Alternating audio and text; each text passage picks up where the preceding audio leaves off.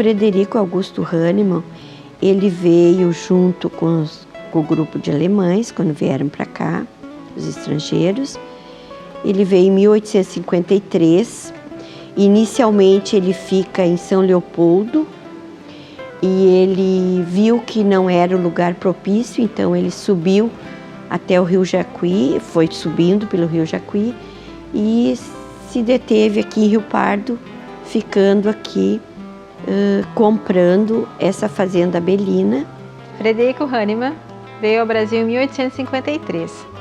Primeiro se instalou no que a gente conhece como Vale dos Sinos, próximo a São Leopoldo.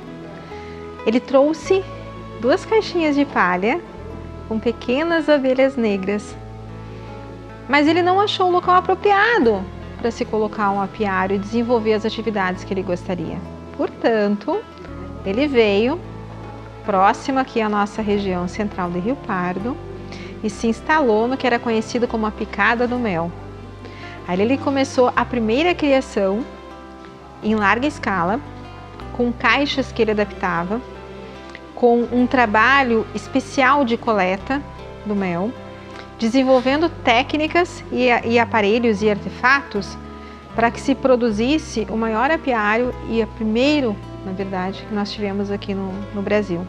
Ele fazia artigos e publicações em revistas científicas contando desse trabalho dele. Plantava parreirais também, produzia vinho e hidromel.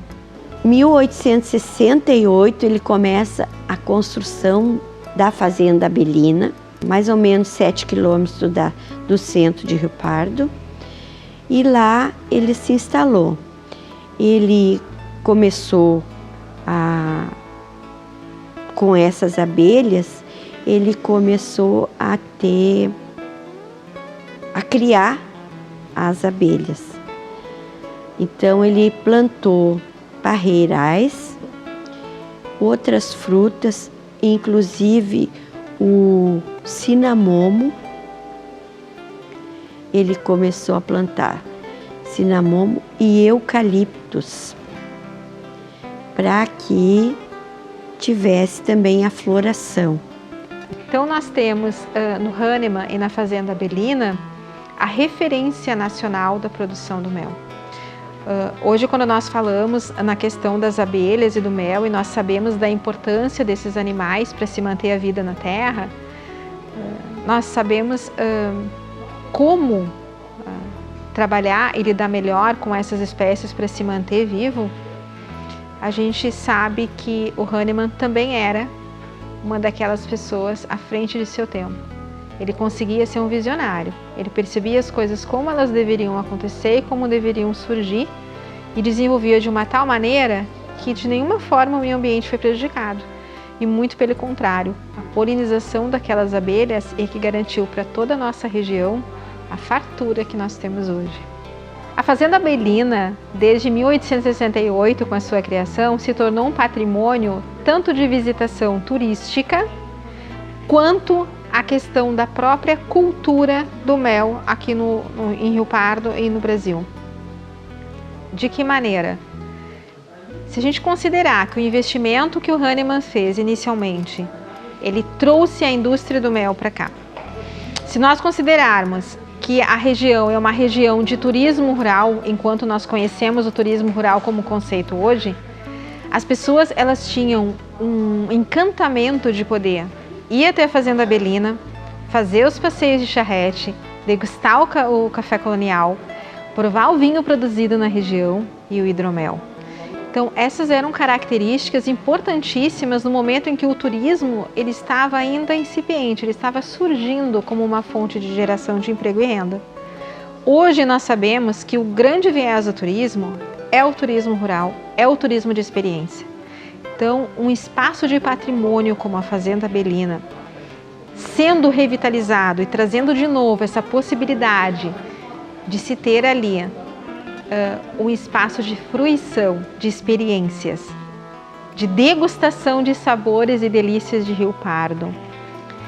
E ao mesmo tempo que se acompanha esse trabalho excepcional e se reativa de uma maneira muito forte a produção do mel, seria então o nosso grande objetivo dentro do interior de Rio Pardo.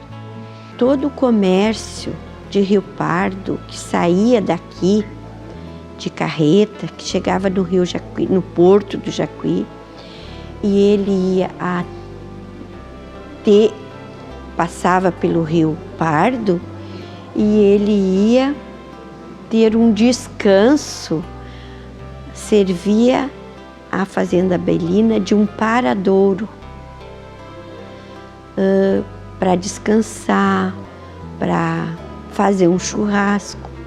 Essas próprias pessoas que transportavam a mercadoria para a serra, para as missões, eles paravam um pouco ali.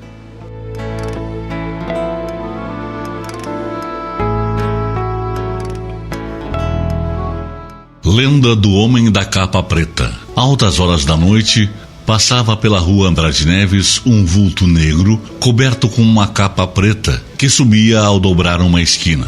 Todos temiam o fantasma e ninguém ousava dele se aproximar. Viam-no apenas de longe. A assombração durou alguns meses. Certo dia, um cabo muito corajoso esperou-o em determinado ponto no trajeto e segurou-o firmemente. Foi então descoberto o mistério. Era um capitão que se disfarçava para realizar suas conquistas.